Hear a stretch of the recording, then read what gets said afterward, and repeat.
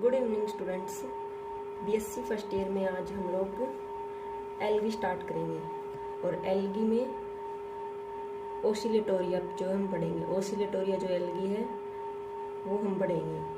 तो देखते हैं सबसे पहले इसमें इसकी सिस्टेमेटिक पोजीशन। माइकोलॉजी हमने पढ़ लिया, अब हम फाइकोलॉजी या एल्गोलॉजी में हम ओसिलेटोरिया जो स्टार्ट करेंगे, जो साइनोफाइसी क्लास जो है उसका मेंबर है। तो देखते हैं सिस्टेमेटिक पोजीशन। क्लास हो जाती है इसकी साइनोफाइसी, ऑर्डर हो जाता है नोस्टोकेलीज, फैमिली हो जाती है इसकी ओसिलेटोरिएसी और जीनस है ओसिलेटोरिया। अब देखते हैं हम इसके जनरल कैरेक्टर, ओसिलेटोरिया के जनरल कैरेक्टर। तो इसमें इसकी हैबिट यानी कि अनब्रांच्ड फिलामेंट होता है, अनब्रांच्ड फिलामेंटस एल्गी या अशाखित तंतु। हैबिटाट यानी ये कहाँ पाया जाता है, फ्रेश वाटर या फिर सॉइल में यानी नम मृदा में या फिर अलवणीय जल में ये एल्गी जो है हमें मिलता है। और इसके अंदर पिगमेंट कौन से मिलेंगे, chlorophyll A, beta carotene, C phycocyanin और मिक्सोजेंथोफिल यानी ये साइनोफाइसी जो क्लास है इसे हम मिक्सोफाइसी भी बोल सकते हैं, साइनोफाइसी या मिक्सोफाइसी।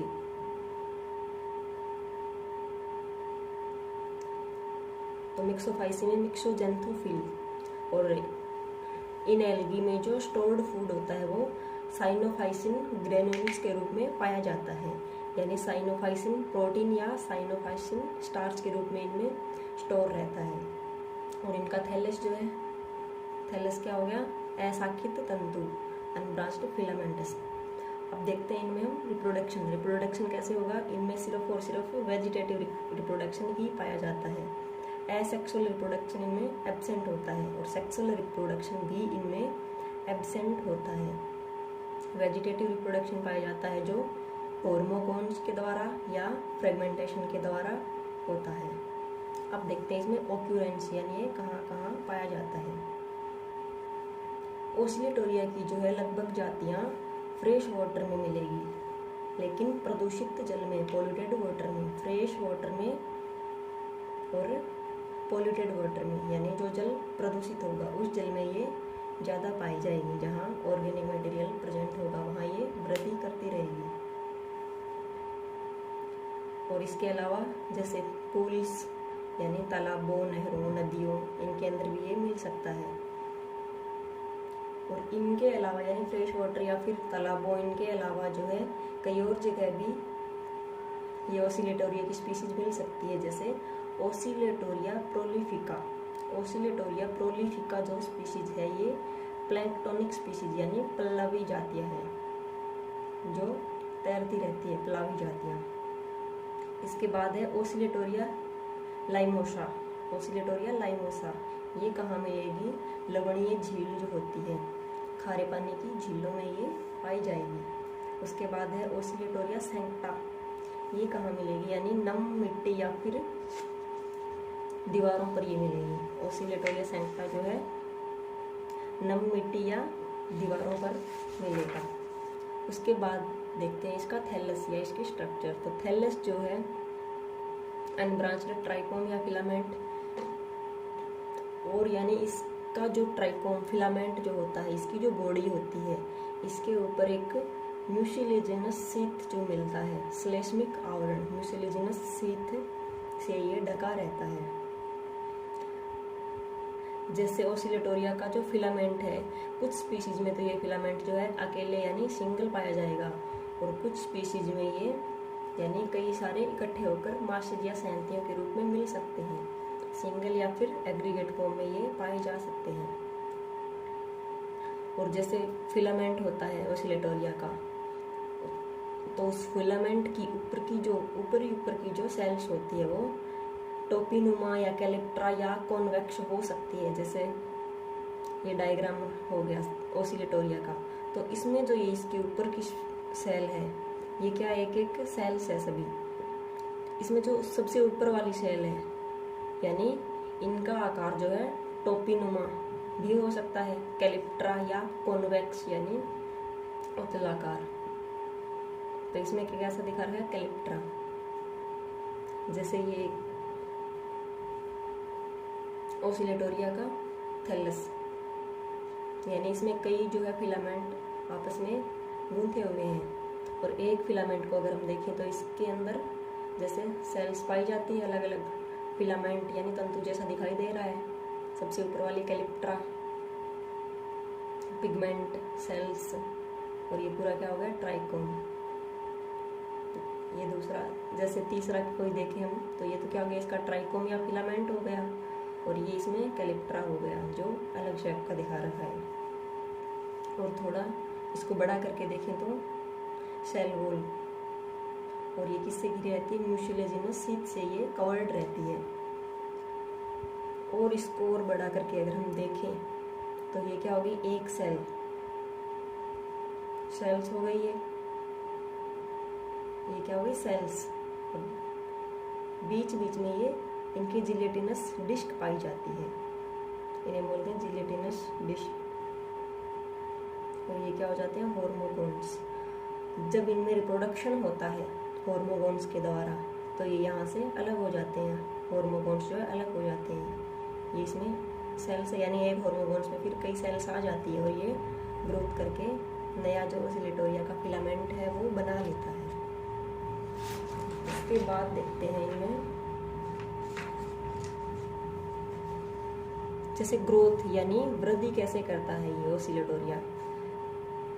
फिलामेंट की जो प्रत्येक सेल होती है उसमें डिवीजन यानी विभाजन होते रहते हैं, इसलिए इसमें वृद्धि जो है विसरित डिफ्यूज टाइप की होती है। और डिवीजन हमेशा कैसे होंगे, इसमें ट्रांसवर्स, यानी इसमें लॉन्गिट्यूडनल डिवीजन नहीं हो सकते, सिर्फ ट्रांसवर्स होंगे। यानी ट्रांसवर्स डिवीजन होंगे तो ऐसे एक के ऊपर सेल्स का निर्माण होता रहेगा, और लॉन्गिट्यूडनल का मतलब ऐसे डिवीजन होना।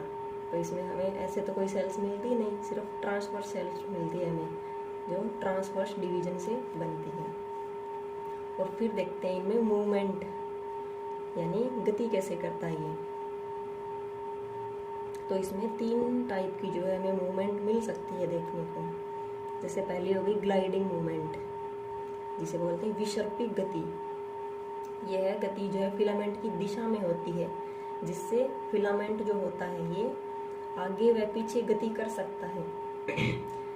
साइड में नहीं, आगे और पीछे ये गति करेगा। जैसे इस डायग्राम में ये इसका फिलामेंट हो गया, मेन फिलामेंट, और ये कभी आगे की तरफ और कभी पीछे की तरफ ये मूवमेंट करता रहता है, इसे बोलते हैं ग्लाइडिंग मूवमेंट।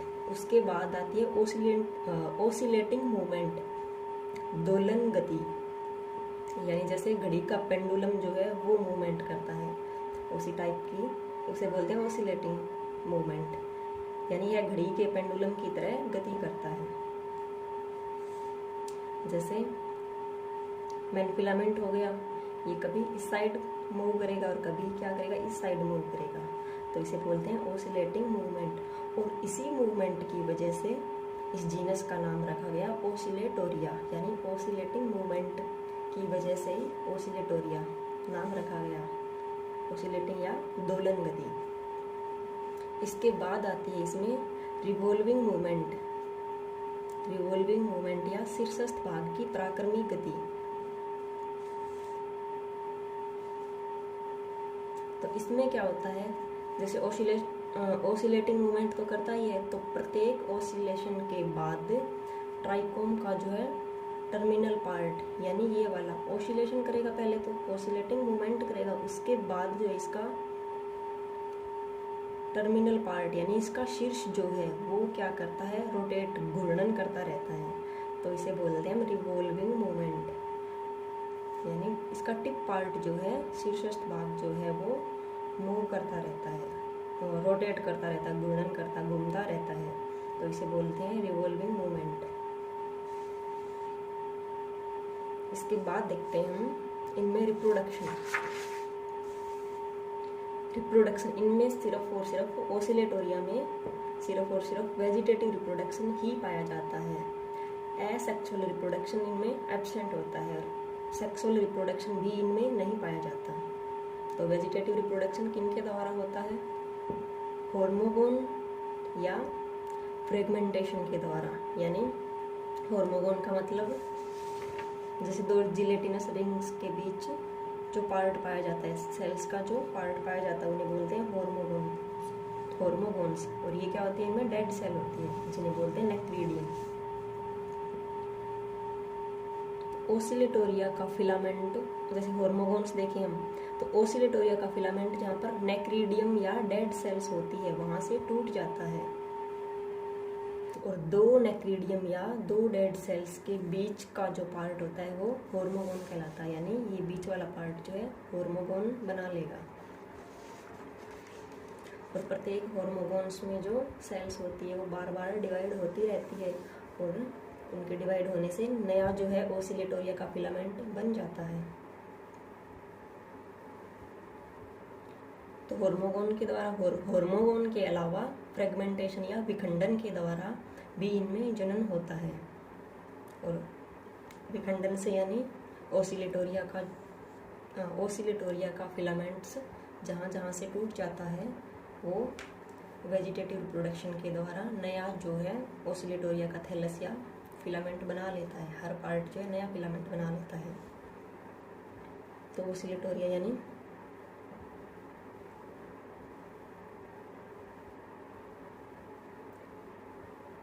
होर्मोगोनिया के द्वारा जनन करेगा और दूसरा जो है फ्रेगमेंटेशन के द्वारा जनन करेगा। और ये इसमें क्या है? Vegetative reproduction. और ओसिलेटोरिया जो है इसकी प्रत्येक सेल्स क्या होती है? प्रोकैरियोटिक टाइप की होती है। ओसिलेटोरिया की प्रत्येक सेल्स प्रोकैरियोटिक टाइप की, यूकैरियोटिक ना होकर प्रोकैरियोटिक टाइप की सेल्स इसमें मिलती है।